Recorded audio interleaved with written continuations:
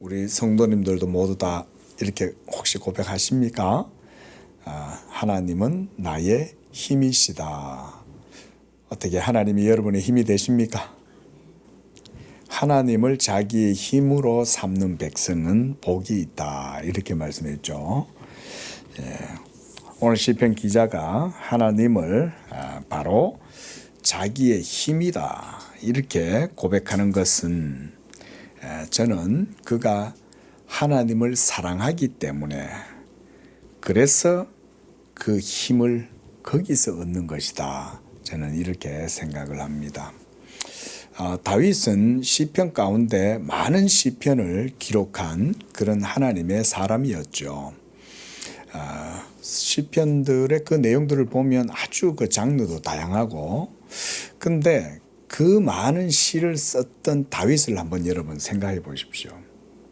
저는 이 말씀을 보면서 이 다윗의 영혼이 참 복된 그런 상태였구나. 그가 참 이렇게나 많이 하나님에 대해서 생각을 하고 또 하나님을 이렇게 많이 찬양했고 그래서 이렇게 많은 시를 쓴 거 아닙니까? 그렇죠? 이런 걸 봤을 때 참 이 다윗이 그 심중에 마음의 중심에 좀 하나님 사랑하는 마음이 얼마나 갸륵했는가. 저는 이런 생각을 먼저 하게 됐어요. 다윗의 신학이 어쩌니, 다윗의 내용이 어떠니 저떠니 이런 걸 다 떠나서 먼저 가장 다윗은 하나님을 사랑했다. 하나님을 사랑하는 것에서 바로 이 힘이 나온다. 저는 그게 바로 오늘 1절이라고 생각을 해요. 그래서 저는 이런 고백이 우리 모든 성도들에게 동일하게 있어야 된다고 봐요. 그래서 나의 힘이신 여호와여 내가 주를 사랑하나이다. 이걸 역으로 보면 하나님을 내가 사랑하기 때문에 그래서 거기서 내가 힘을 얻는다. 여러분 이게 믿음의 능력인 줄로 믿습니다. 여러분 믿음의 능력이 있는 줄 믿습니까? 갑자기 궁금해지네요. 우리 성도님들 예수 믿는 그 믿음의 능력이 있다는 걸 믿습니까? 이 아멘의 소리가 얼마나 크냐에 따라서 여러분들의 삶에 복음의 능력을 체감하게 될 것입니다.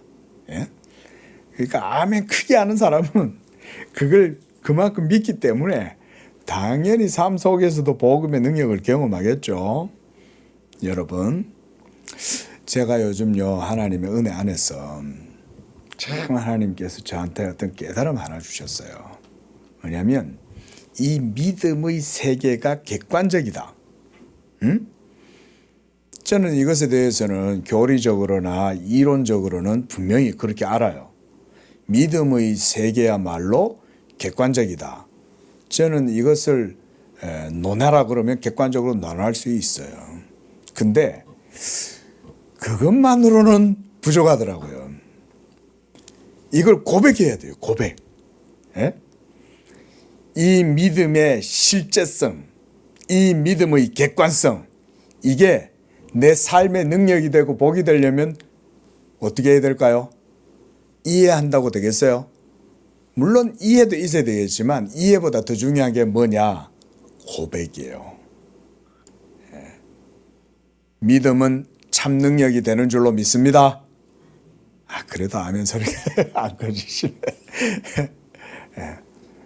여러분, 이 목사가 앞에서 엉뚱한 소리 안 합니다. 여러분, 여러분들한테 이런 말씀 드릴 때는 여러분들이 이런 말씀 확 붙들어야 돼요.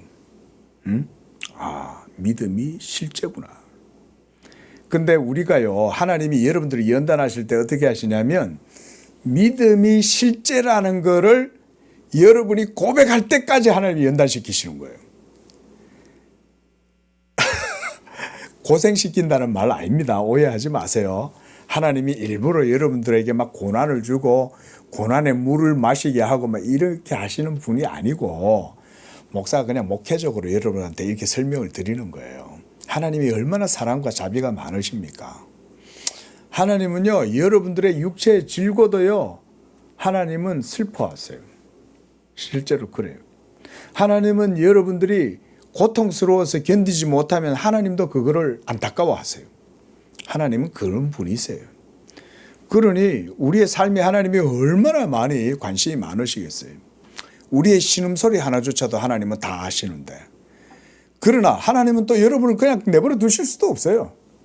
왜냐하면 가만히 내버려 놔두면 우리는 또 여기 본문에도 보면 사망의 줄이 나를 얽어매고 그러잖아요. 예? 이 사망의 줄이 여러분들을 얽어매고 여러분들을 괴롭게 할 수 있기 때문에 하나님은 또 여러분들을 그대로 또 가만 놔두실 수도 없어요.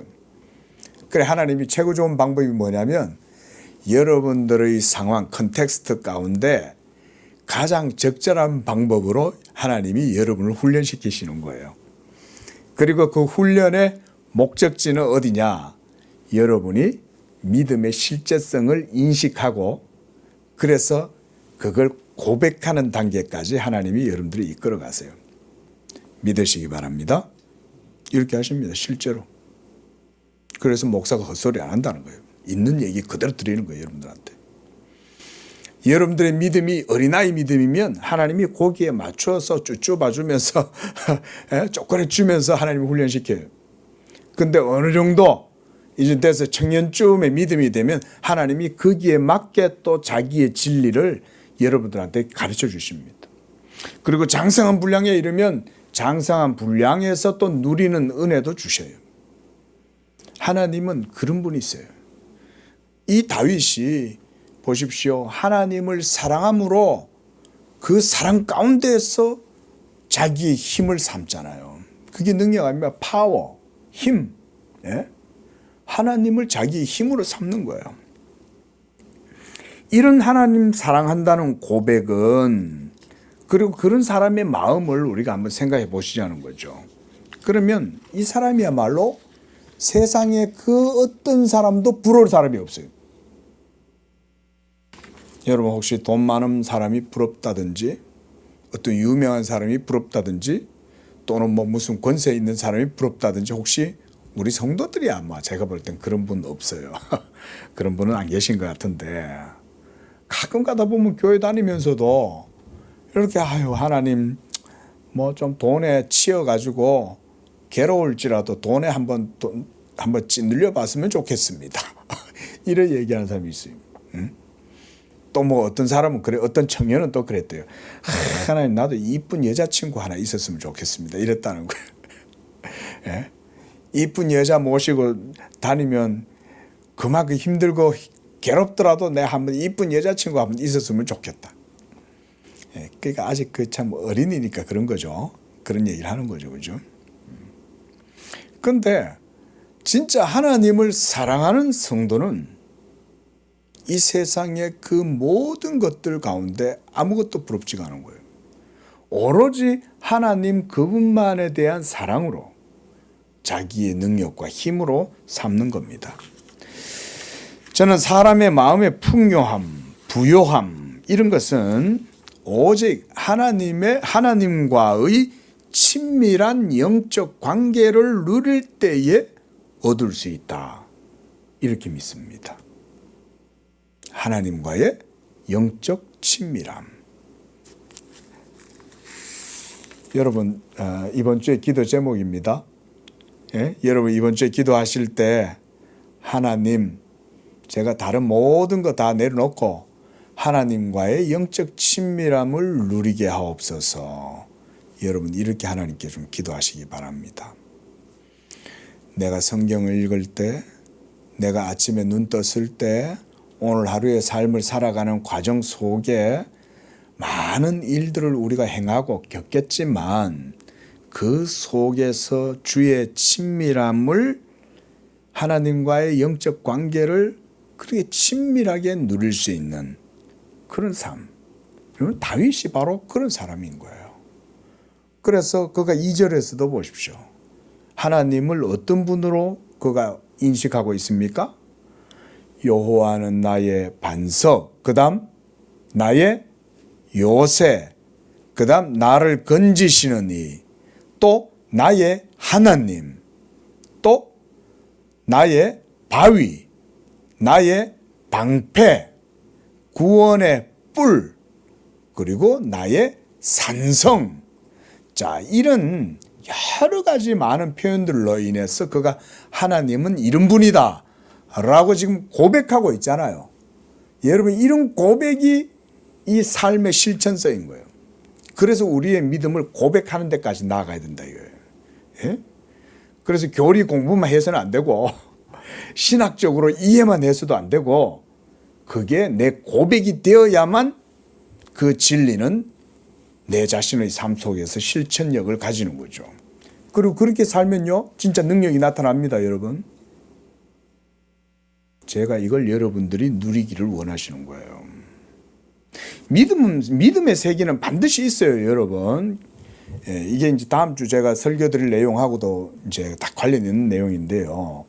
우리는 믿음을 굉장히 추상적이고 모호하게 생각하는 경향들이 있어요. 왜냐하면 이게 보이지 않으니까. 근데 사실 그렇지 않습니다, 여러분. 믿음이라는 것은 원래 객관적입니다. 신학적으로 따져보면, 논리적으로 따져보면 믿음이라는 건 사람에게서 나오는 게 아니에요. 하나님의 말씀과 그리고 그 말씀으로 하나님이 우리를 부르시는 거예요. 믿으시기 바랍니다. 하나님이 여러분들을 그 말씀의 세계로 부르시면 여러분이 그 부름을 받잖아요. 그때 여러분들이 아멘하고 응답할 때 그때부터 믿음의 실제성이 여러분들의 삶 속에서 실제적 의미를 가져요. 그래서 능력도 거기서 나타나요. 그래서 믿음의 객관성을 인정하되 여러분들이 그것을 고백해야 돼요. 그게 지금 다윗이 바로 그런 아주 실천성이 깊은 그런 고백 가운데 있는 사람이다 이 말인 거예요. 여호와는 나의 반석이시요 나의 요새시요 피할 바위시요 방패시요 환난 날에 내 구원의 뿔이시요, 예? 또 산성이시다. 이게 바로 믿음의 실제성을 이렇게 누리고 있는 거죠. 그래서 하나님에 대한 깊은 확신을 가질 때 바로 이런 사람들은 한마디로 하나님을 사랑하는 사람이에요. 우리 성도님들도 이와 같이 다 하나님을 사랑하는 그런 수준 높은 성도들 되시기를 축원을 드립니다. 그래서 성경은 성도들로 하여금 하나님을 사랑해야 한다 이렇게 자주 말씀합니다. 너희는 여호와를 사랑하라 이렇게 말씀하고요. 고린도전서 16장 22절에 보면 사도 바울은 심지어 이렇게 얘기해요.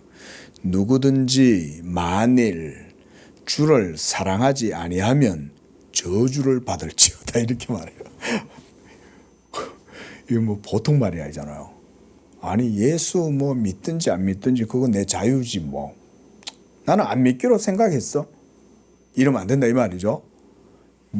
예수님을 믿을 뿐 아니라 그 믿음이 어떤 믿음이어야 되냐. 주를 사랑하는 단계까지 나아가는 그런 믿음이 되어야 되는데 이렇게 주를 사랑하지 아니하면 저주를 받을지어다. 이 사도 바울이 고린도전서 16장 22절에서 이렇게 말씀했어요. 또 예수님도 하나님과 우리 사이의 관계를 이 사랑의 관계로 이렇게 설명을 하셨습니다. 그래서 요한복음 14장 23절에서 예수님은 이렇게 말씀했어요. 사람이 나를 사랑하면 내 말을 지키리니 내 아버지께서 저를 사랑하실 것이요 우리가 저에게 와서 저와 함께 거처를 갖게 될 것이다. 하나님이 그 안에 거하신다 이 말이죠. 그 다음 24절에서는 나를 사랑하지 아니하는 자는 내 말을 지키지 아니하나니 너희의 듣는 말은 내 말이 아니라 나를 보내신 아버지의 말씀이다. 이러면서 사랑을 말했어요.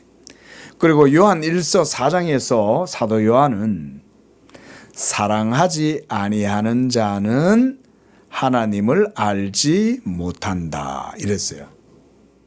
그러니까 하나님과 성도와의 관계, 이 영적 친밀함은 하나님을 사랑하는 거예요. 자, 그러면 내가 어떻게 하나님, 보이지 않는 하나님을 그럼 사랑해야 됩니까? 그 성경적인 가장 기본적인 원칙이 있어요. 그건 뭐냐면 하나님의 기록된 계시의 말씀을 먼저 사랑하는 거예요.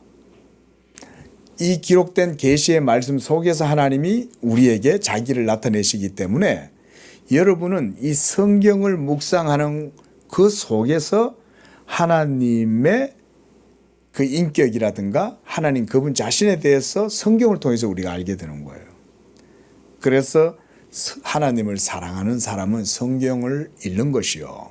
성경을 읽으면 그 속에서 더 하나님을 알게 되고 그 하나님을 더욱더 사랑하게 된다.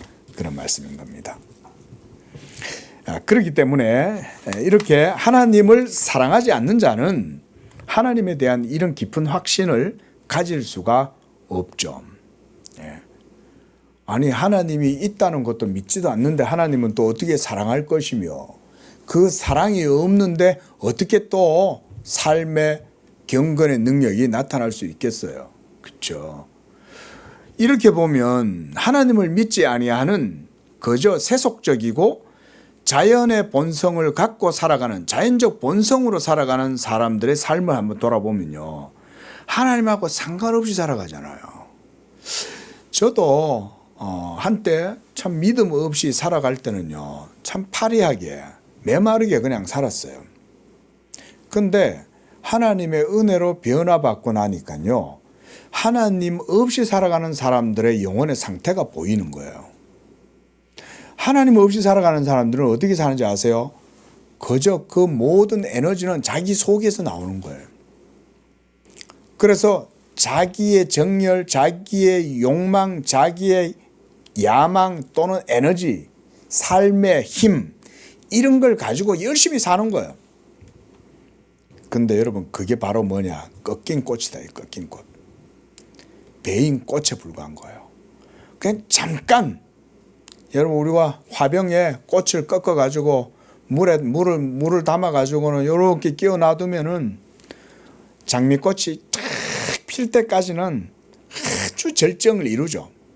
그러면 그렇게 장미꽃이 화려하게 확 펼쳐졌을 때 온 일생이 그럴 것 같잖아요.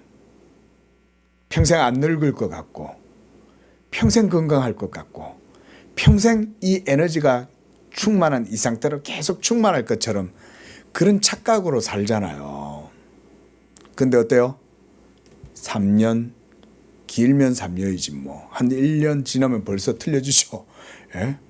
이제 3년 지나면 벌써 시들어지죠.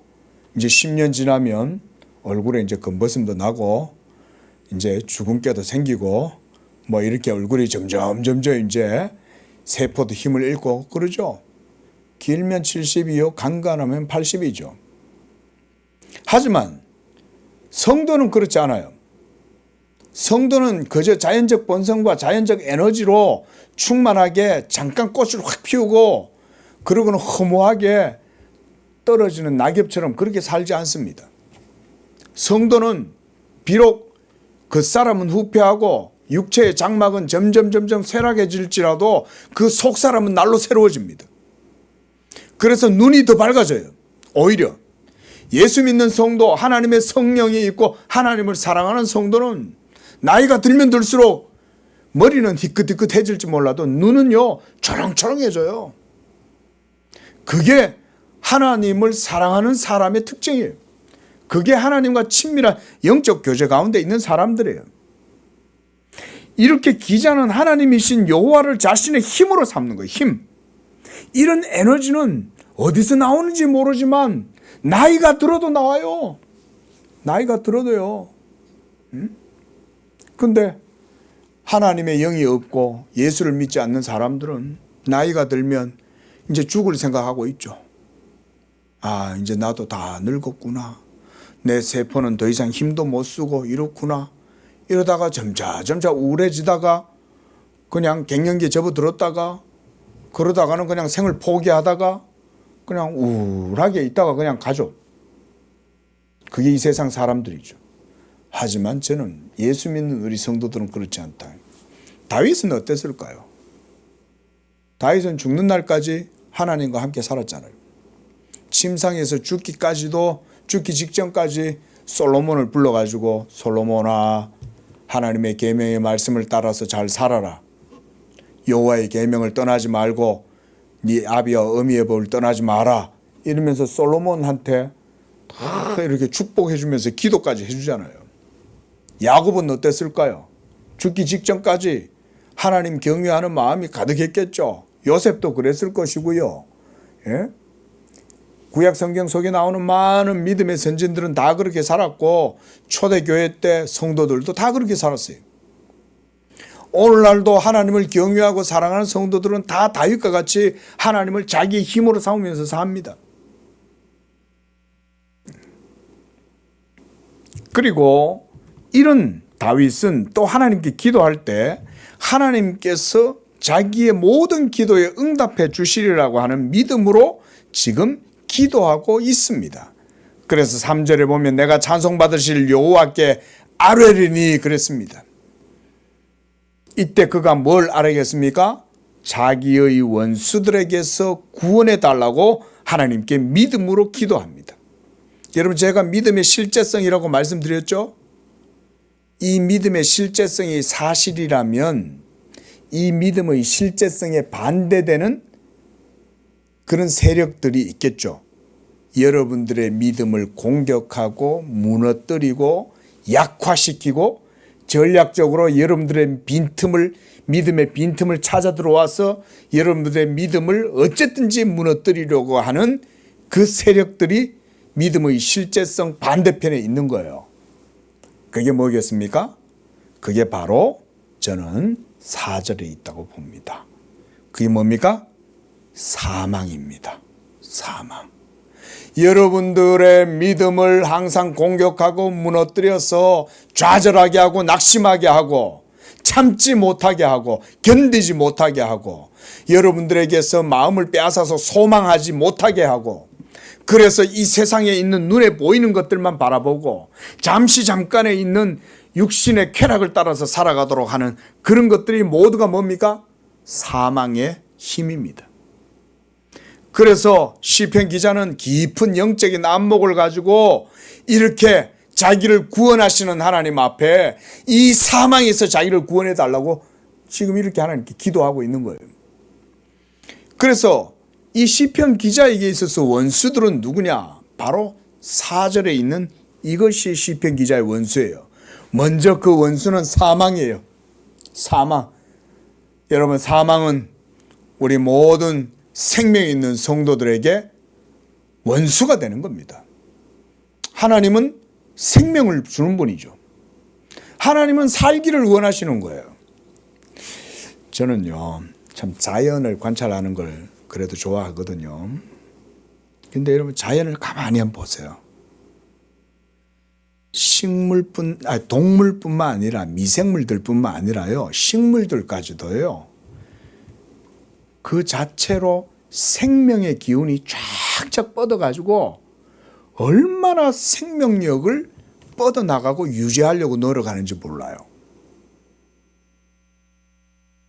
여러분들의 삶만 너무 들여다보지 마시고 가끔 하나님이 창조하신 미시세계, 거시세계 여러분 한번 깊이 한번 들여다보세요.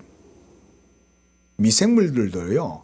자신들의 삶의 조건, 생육 조건, 컨디션만 되면요. 번식을 막 어마어마하게 합니다. 바다에 있는 모든 충만한 것들 보십시오. 그 충만한 것들이 그 속에서 자기들 세계를 갖다 그 속에서 누리잖아요. 문어, 오징어, 상어, 고래 모든 해양 생물들 그들도 다 생명의 이 능력을 발산하죠. 그죠? 얼마나 살려고 합니까? 예? 이처럼 생명을 살리기 위해서 전 지구의 창조의 모든 피조물들이 다 노력해요. 저는 가끔가다 유튜브 보면 여러분 그런 거 있잖아요. 응? 동물들도 자기의 동료, 친구 이거 살리려고 애쓰잖아요. 악어한테 물려가지고 막 끌려가는 그 동물이 있었는데 아니 하마가 와가지고 구해주더라고요. 에?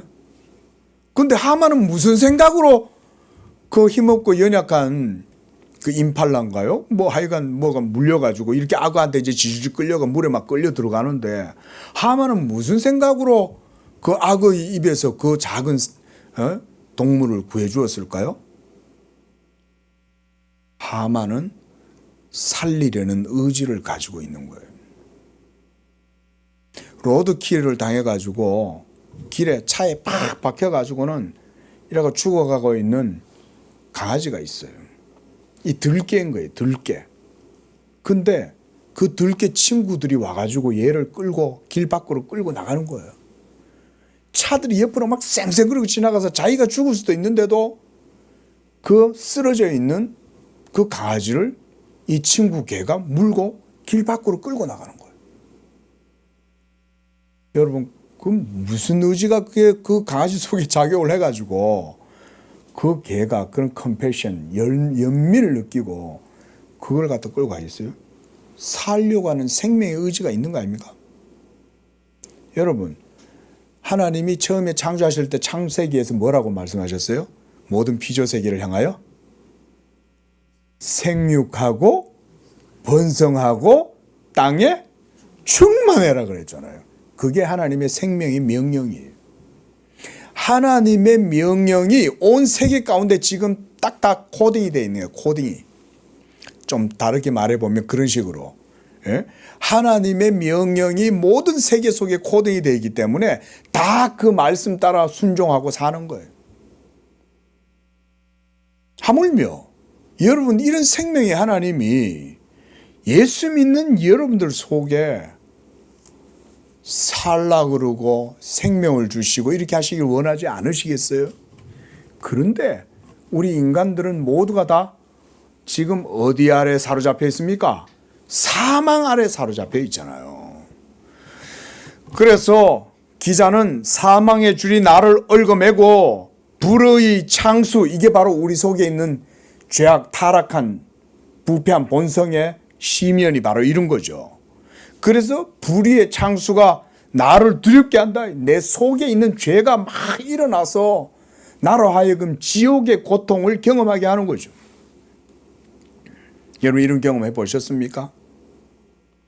참 뭐 이런 경험을 안 하는 게 뭐 좋을 수도 있겠지만 이건 어쩔 수 없는 우리 인간에게 있어서는 실존적인 그런 상황이에요. 우리는 우리 속에 다 이 죄가 있어요.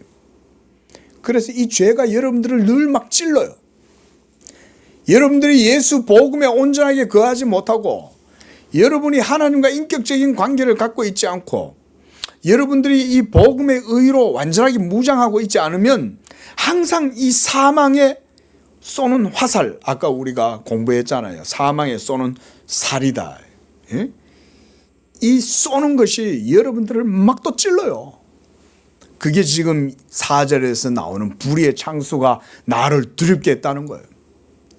또 이 얘기를 그대로 다음엔 다르게 또 제유법으로 또 설명해요. 스올의 줄, 이 스올도 사망을 얘기해요. 죽는 자는 스올에 간다 그러잖아요. 그럴 때 이 사망의 줄, 이것이 나를 두르고 묶는다 이 말인 거예요. 그리고 사망의 올무가 내게 이르렀다. 자, 이게 바로 뭐냐? 이게 바로 율법의 진노와 저주와 형벌이 바로 이거예요. 죄의 삭은 사망이다. 율법에 쏘는 것은 죄죠. 사망이 쏘는 것은 죄요. 죄의 권능은 율법이다. 그러므로 우리가 모두 이 죄 때문에 그 율법의 진노와 저주와 형벌로 말미암는 그 두려움과 고통 가운데 지금 사로잡혀 있는 거죠. 그래서 6절에 보면 내가 환난 중에서 여호와께 아뢰고 나의 하나님께 부르짖었다. 하나님께 이렇게 기도하고 있는 거예요. 특별히 그가요. 여기서 성전에서 그랬습니다. 여러분, 여기서 성전에서라고 얘기하면 우리가 요 앞에서도 봤지만 성전은 한마디로 언약이라고 생각하시면 됩니다. 왜냐하면 성전에는 뭐가 있어요? 하나님이 거하시잖아요. 하나님을 만날 수 있는 곳이잖아요. 성전이. 그런데 그 구약의 성전에서 하나님을 만날 때 특별히 하나님이 은밀하게 거하시는 곳은 어디입니까? 성전에서. 바로 지성소죠. 그죠? 그 지성소 안에는 뭐가 있어요? 언약 궤가 있죠. 그렇죠? 우리 출애굽기 할 때 다 배웠잖아요. 그 언약 궤 안에는 뭐가 있어요? 율법 돌판이 있죠. 그 율법 돌판이 그래서 하나님의 그 인격을 보여주는 가장 중요한 매개물이 율법 돌판이에요. 거기에는 하나님의 계명이 새겨져 있잖아요. 그렇죠? 그리고 아론의 쌍난 지팡이가 있어요. 죽은 살구나무에서 생명이 웅돋아 갖고 싹이 난 거예요. 이게 아론의 쌍난 지팡이에요. 그 다음 만나 항아리가 있죠. 만나는 뭐예요? 하늘에서 주시는 생명의 양식이잖아요. 한마디로 이 세 개가 다 뭘 보여줘요? 하나님의 살아계신 말씀을 보여주는 거예요. 계명, 죽은 나뭇가지에서 싹이 나게 하시는 것, 그 다음 하늘의 양식인 만나를 내려주시는 것. 그게 모두가 다 어디 속에 있어요? 법궤 속에 딱 들어가 있는 거예요. 하나님이 거하시는 가장 중심부가 어디냐? 지성소인 거예요. 그리고 그 하나님을 만날 수 있는 곳이 성전이에요. 그래서 지금 기자는 그가 그의 성전에서 내 목소리를 들었다 이 말은 언약 가운데서 내 기도에 응답하신다 이 말인 거예요. 여러분 우리도 하나님께 기도할 때 언약 안에서 기도하는 것인 줄로 믿습니다. 자 질문. 그럼 우리는 신약 시대니까 우리는 지금 성막이나 성전이 없잖아요. 그죠?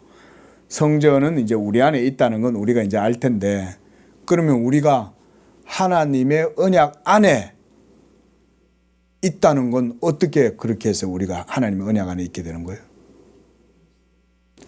할렐루야. 정답이에요.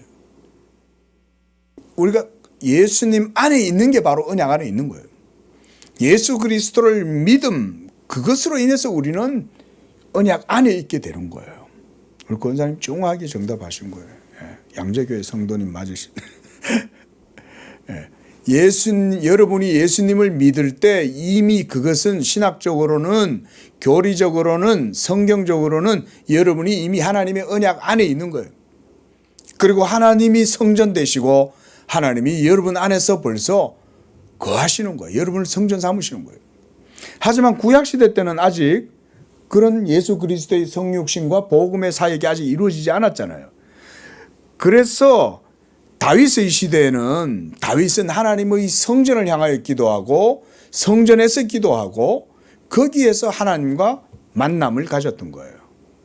그렇기 때문에 그는 지금 여기서 그의 성전에서 내 소리를 들으시고 나의 부르짖음이 그에게 상달되었다. 그의 귀에 들렸다. 여러분 하나님이 반응하신다 이 말이잖아요. 이게 믿음인 거예요, 여러분. 이게 믿음의 실제성이 있기 때문에 우리가 그 믿음으로 하나님께 기도하면 하나님은 들으셔요. 그리고 응답하셔요. 그게 언약의 원리 아래서 이루어지는 거예요, 여러분. 응? 다윗이 지금 그런 겁니다. 자, 7절부터 이제 마지막 19절까지를 보면 독특한 표현이 나옵니다. 이거는 말하자면 시편의 문학적 표현이라고도 할 수가 있는데요. 특별히 이건 뭘 보여주냐면 하나님의 말씀의 탁월한 행동을 보여주는 거예요. 제가 조금 신학적으로 설명드린 거예요. 자, 한번 따라해 볼까요? 하나님의 말씀의 탁월한 행동. 하나님의 행동을 시편 기자가 문학적으로 이렇게 표현하고 있는 거예요. 그 하나님의 행동을 한번 봅시다. 어떨까요? 이에 그러니까 하나님이 이제 성전에서 들으시고 응답하신 거예요. 그래서 이 응답하셔서 이제 그분이 행동하시는 거예요. 그래, 내가 너를 구원하마 이렇게 하면서 이제 그 구원의 행동을 하시는 거예요. 예? 나를 구원해 달라 그랬으니까. 그런데 이 구원의 행동은 말하자면 사망을 제압하고 사탄의 권세를 쥐어 누르고 그래서 율법 아래 매여 있는 여러분들을 풀어내고 그 수월에서 여러분들을 건져내시는 행동이에요. 이렇게 이해를 하면서 7절부터 보면 이 하나님의 행동의 행위가 얼마나 탁월한가라는 것을 우리가 알 수가 있어요. 보십시오. 먼저 7절에 보면 땅이 진동하고 산들의 터도 요동하니 이는 뭐 때문에? 그의 진노로 말미암는다. 왜 하나님이 진노했을까요?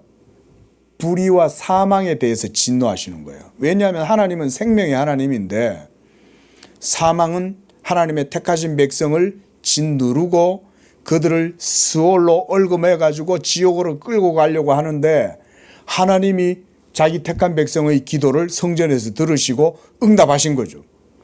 그래서 진노하셔서 자기 백성들을 사망의 줄로 얽어매려는 그 모든 세력들을 분쇄하시고 진노하시는 거예요. 그래서 8절에 보면 하나님의 진노를 이렇게 묘사합니다. 하나님의 코에서 연기가 나고 하나님의 입에서 불이 나와서 사르고 그 불에 숯이 피었도다. 제단 숯불 있죠. 예? 그 제단 숯불로 이사야의 입을 갖다가 하나님이 딱 부적갱이로 가져와 가지고 이사야의 입을 딱 해서 이사야의 입을 정결하게 하잖아요. 이 숯은 정결하게 하시는 숯인 거예요. 9절에 보면 또 하늘을 들이우시고 강림하시고 그리고 그의 발 아래에는 어두컴컴하도다. 이게 하나님의 임재를 의미하는 겁니다. 흑암이 가득한 것은 하나님의 임재예요. 그리고 10절에 그룹을 탄다. 이 말은 이제 천사 케룹입니다. 이 그룹은 우리 삼성, 한화 이런 그룹 아닙니다. 여기에서 그룹은 케룹, 그러니까 하나님을 호위하고 하나님의 영을 모시고 다니는 그 천사 얘기예요. 그래서 그 케룹을 타고 다니시면서 바람 날개를 타고 높이 솟아오르셨다. 이게 하나님의 탁월한 행동을 이렇게 시편 기자는 노래해요. 이게 또 구약 시편의 문학적 표현이기도 합니다. 자, 저는 이것을 신약적으로는 이렇게 묘사해요. 그게 바로 예수 그리스도의 복음의 능력이요 효력이다. 우리가 아침에도 제가 지난주도 그러고 오늘도 그러고 하나님의 자기 변론에 대해서 말씀드렸죠. 여러분 그건 하나님의 행동이죠. 변론 행동이잖아요. 그 변론 행동의 최절정이 바로 오늘 말씀드렸던 십자가죠. 그리고 그 십자가가 이루어졌을 때 그때 어떤 일이 일어났어요? 제13시부터 어떻게 됐어요?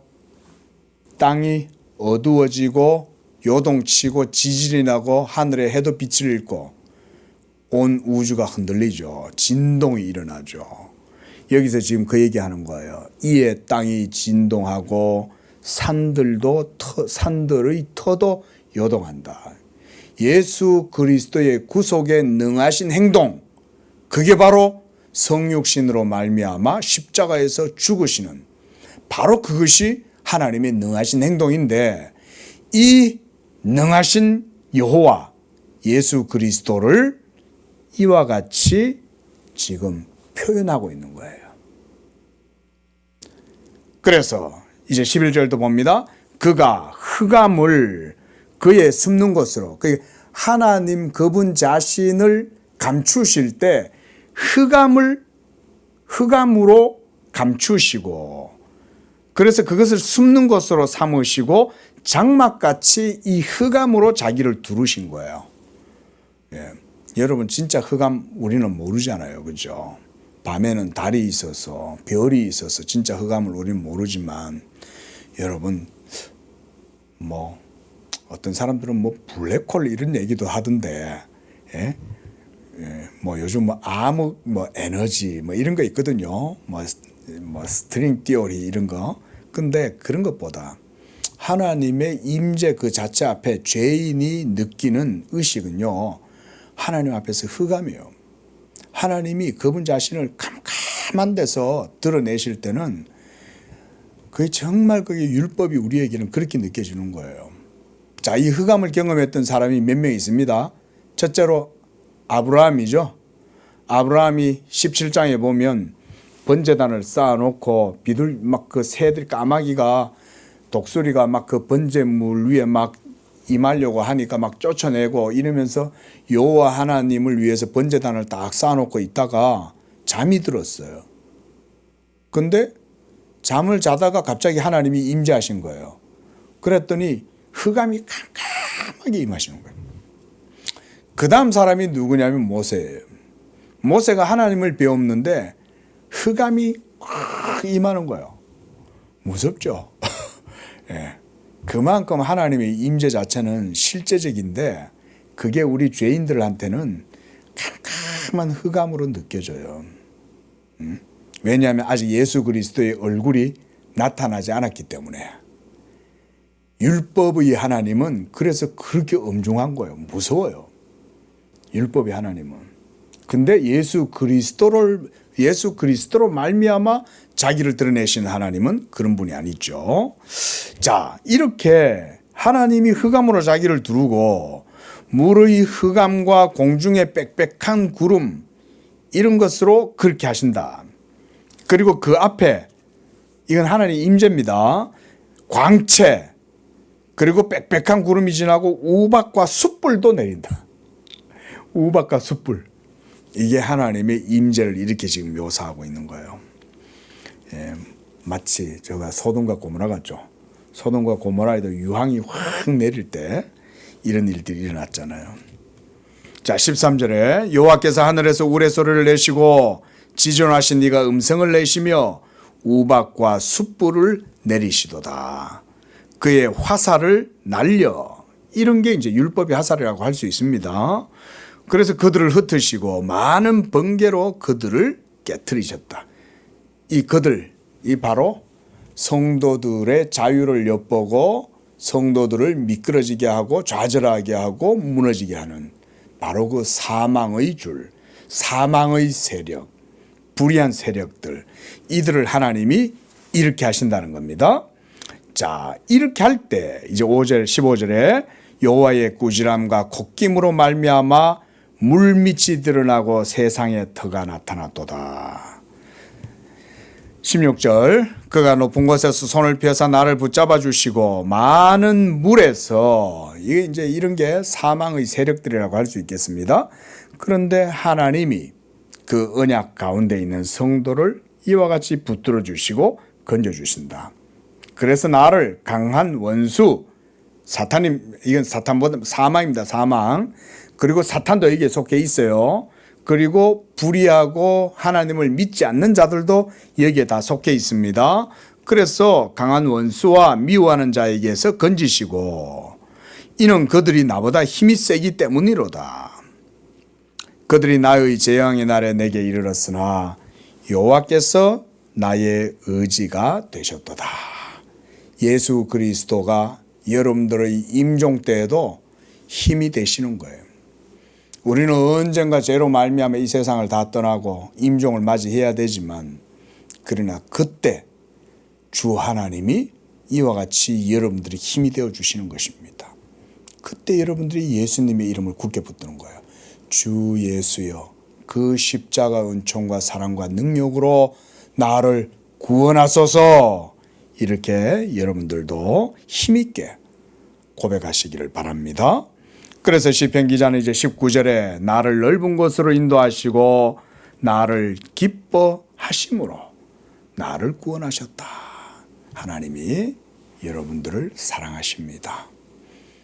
여러분 길거리에 쓰러져 가고 죽어져 가는 그런 동물들, 미물들도 자기 동료를 그렇게 아끼고 사랑하는데 천지 만물을 창조하신 하나님이 우리를 얼마나 사랑하시겠습니까? 기도하겠습니다.